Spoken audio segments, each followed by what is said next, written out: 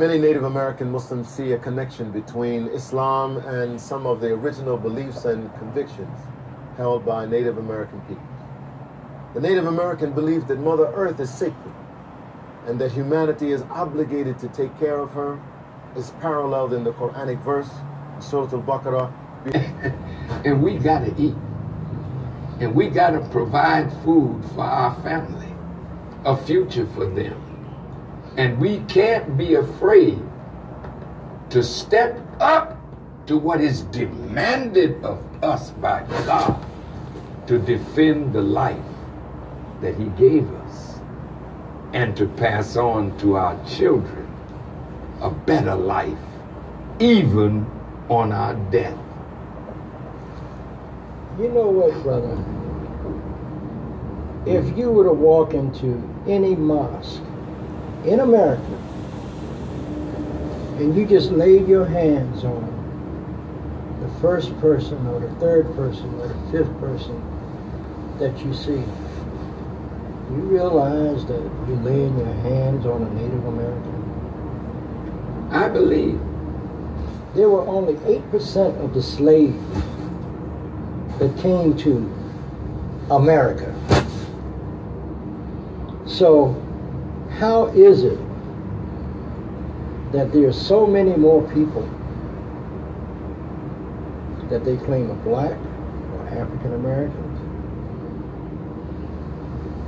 I think they got the numbers wrong, because a lot of Native Americans are the ones that they're counting as black folks too. Well, I think they got the numbers wrong, because a lot of Native Americans are the ones that they're counting as black folks too.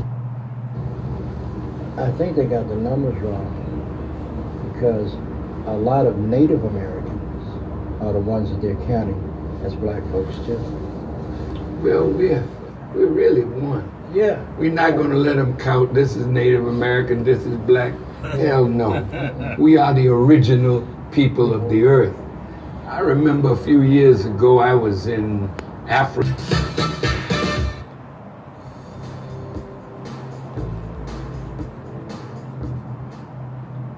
Many Native American Muslims see a connection between Islam and some of the original beliefs and convictions held by Native American peoples. The Native American belief that Mother Earth is sacred and that humanity is obligated to take care of her is paralleled in the Quranic verse, in Surah Al-Baqarah. Behold, thy Lord said to the angels, I will create a vicegerent on earth, a trustee. Much of the information. And this is why you gotta realize, when people say that and they use modern terms like Hebrew or Israelites and all this stuff, you seem to think can easily disregard this because of the Polish European people claiming to be Israel, who created Israel only recently. And you can be right, but you are wrong at the same time, because the Bible doesn't necessarily say, and it never said you're an Israelite. We're using modern terminology, and if you read it, you see that they're called Yeshurites. So it's totally off from the name anyway. So what you got to realize is, when people who are claiming a biblical past also claim Aboriginal American roots, and you got to realize that because they claim Bible doesn't mean they're throwing away the Aboriginal past. This is a part of your story, and we're trying to show you that they took you, people. When I say you, I mean I'm stepping outside and I'm saying all of us, you, who can prove ancestral origins to any tribe, They're taking you, me, out of the ways our ancestors used to behave and be and act. How we took care of the land. They're taking us away from who we are. That's why we're running around trying to bring everything that we're not. If you look at here saying that we're the stewards, we're the caretakers, and both of my Aboriginal bloodlines always believe that they're caretakers, the stewards of the land. And if you look here, even in the Bible it says,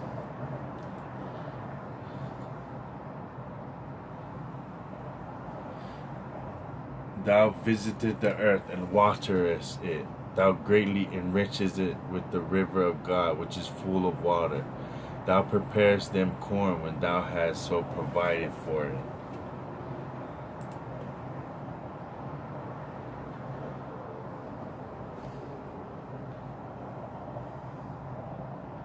Thou waterest the ridges thereof abundantly. Thou settlest the furrows thereof. Thou makest it soft with showers. Thou blessest the springing thereof.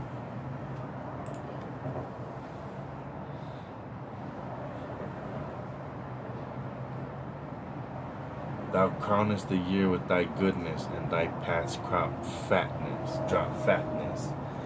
So we don't realize it's a little odd as we read this. Like, what do they mean? But what it means is that you are the steward of the land that I give unto you. And if you give into the land and care for the land, then it shall drop fatness. It shall provide goodness. So, and if you look back to all your oldest ancestors that you've had the privilege of getting to know, you'll see that they're farmers, that they love the land, that they're connected to the communities, the places where they resided. Alright, now let's get back to it.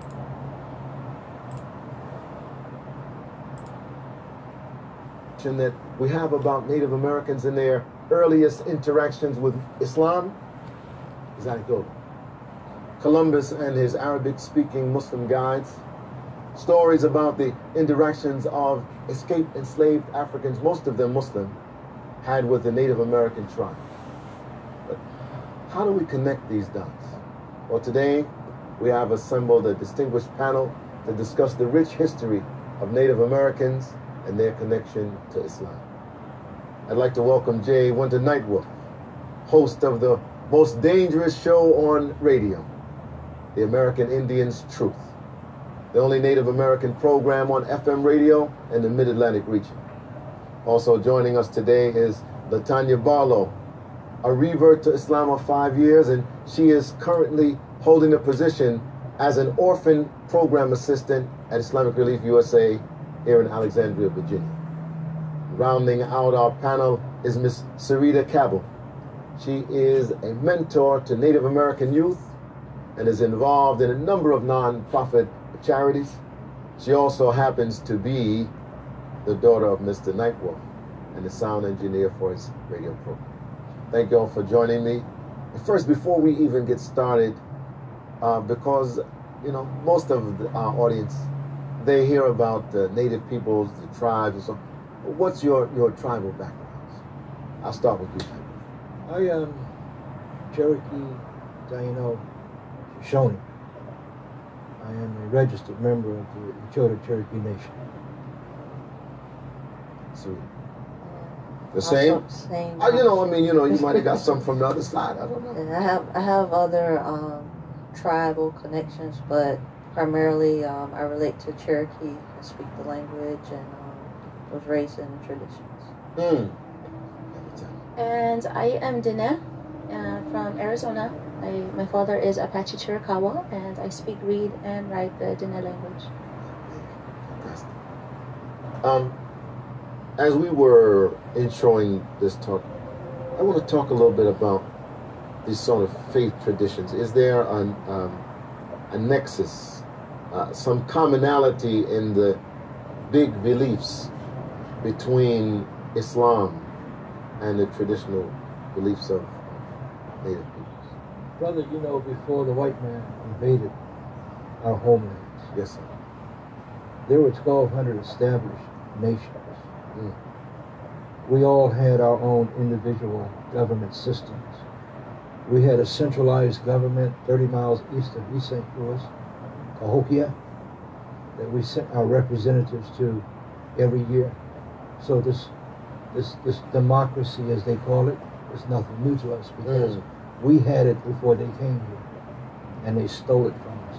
Those values and principles that are so universal. The great law of peace from the Haudenosaunee people, the ones that are known as the Mohawk, Oneida, Seneca, Cayuga, Mohegan, Tuscarora, from up north in New York. The great law of peace was already established.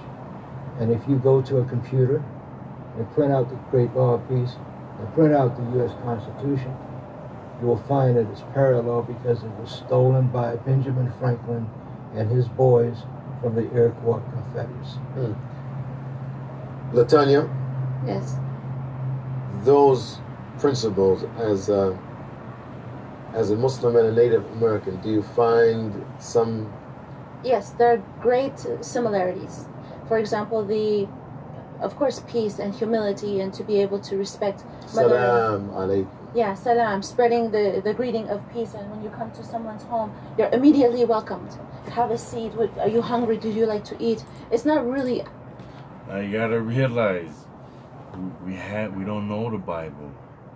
We don't know the practices of the Bible. But if you're like me and you were born in a tribal community with tribal cultural practices, you know that you're always welcome. Food is always given. Hospitality is the utmost. No one was homeless. Everyone had a place to stay. If you were locked out of your house, if you didn't have nowhere to go, and even a stranger, we would take you in.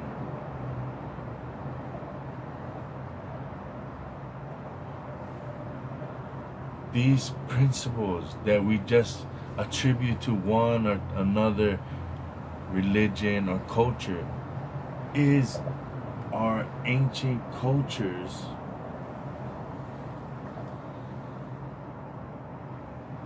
that are outlined in what we say is the Bible. And we've been following them the whole time. And like they said, we already had a confederation, a democracy, which was we would send representatives to Cahokia Mounds. They stole that from us. So just like they stole democracy, they stole our spiritual beliefs and truths of our history, or a bunch of our histories, and they twisted it and then they adopted it and coveted it. Like today in Hawaii, some of the best Hawaiian speakers are Caucasians, are Portuguese people. And they'll be walking around speaking fluent Hawaiian to their children. And you, public school Hawaiian Aboriginal, barely can speak your language. So, listen. Asked, it's just given. Bring a gift. Like, I really apologize to the brother.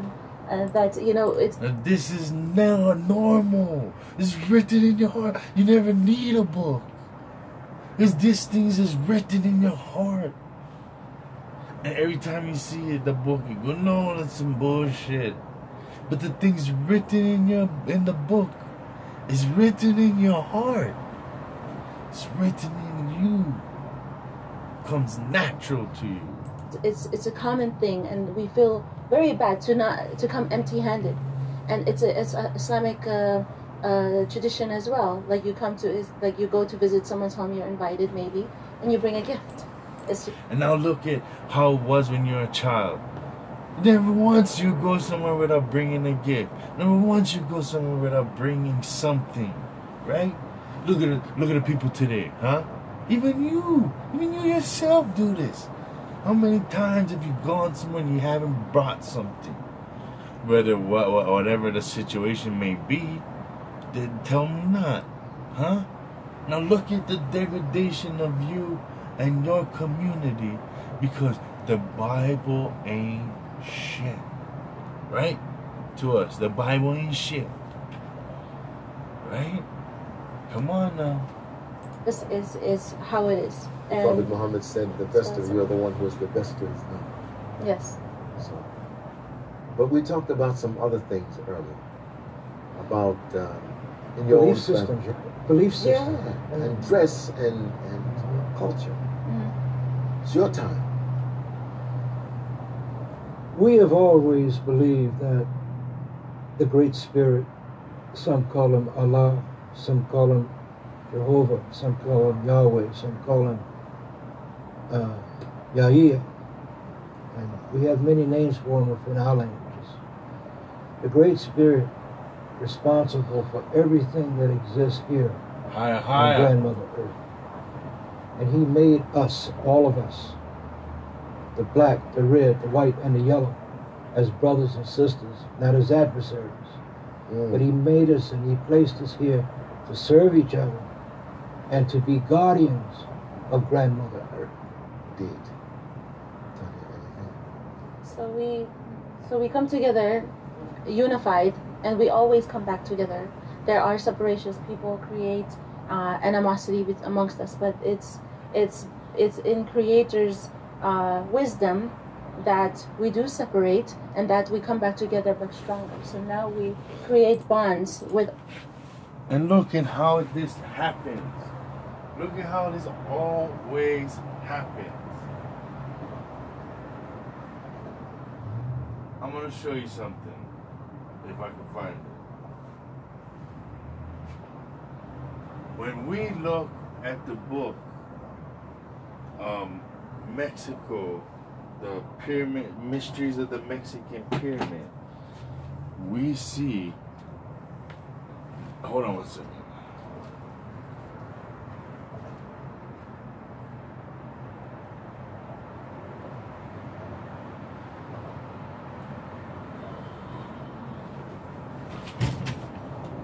Okay, I can't find it right now, but as we look into the mysteries of the Mexican pyramid, we see that we were brought back and forth. You know, there's been migrations here and there, and these specific people groups who have an Asiatic sense, they've always existed around the Afro-Asiatic man. And there's been times of separation where we've been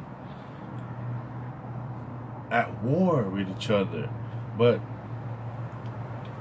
the Creator always seems to specific times in history where we unite, where we see past the differences and see that the Creator is we see that the Great Spirit, higher, is all of our Creator, and we must go back to Him.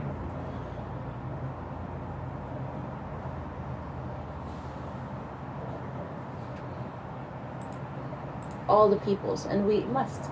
It's a trust upon us. You know, I'm hearing in my head a verse from the Quran that says, "You were created in different tribes and nations, lita'arafu, that you should know each other.